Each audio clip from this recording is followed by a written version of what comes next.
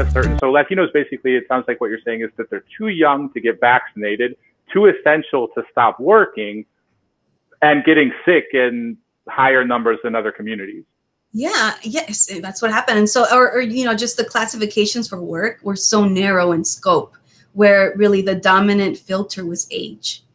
And so that's troubling if we think about it nationwide, because if all these states decided to roll it out based on age because it's faster and it is easier to filter, then by choosing an easier path, we've delayed access for vaccines to communities of color.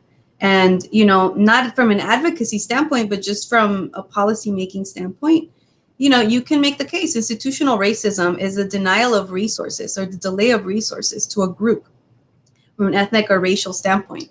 And so, while we can't say that that's the case, when we look at data and, we see that there's a huge equity problem. And, that's the thing when you go with age instead of work-based. And has the state replied to any of your inquiries about these restrictions on the website for applying to vaccines? Or what does the state have to say about this so far, the state of California? So the state of California recognized that there is an equity problem. And they said that the portal would become the state's central hub, and that they would have someone else manage it, and that this would change over time. And so, my follow-up was, this was almost a month ago. I said, right, but for farm workers, they migrate from field to field. Like right now it's strawberries and lettuce. Lettuce is year round, but strawberry isn't. So there's workers that will come from Northern California down to Southern California to pick. And so because of these routes and the fact that they lived in, small apartments, like there's rooms where like 4 or 5 people are sharing bunk beds, they're at higher risk of engaging with folks that are coming from different places. And right now in LA County, our restrictions are different, say, than, Stanislaus or Kern County. And so the fact that there isn't uniformity in the way that we're handling it makes it so that these workers are at high risk.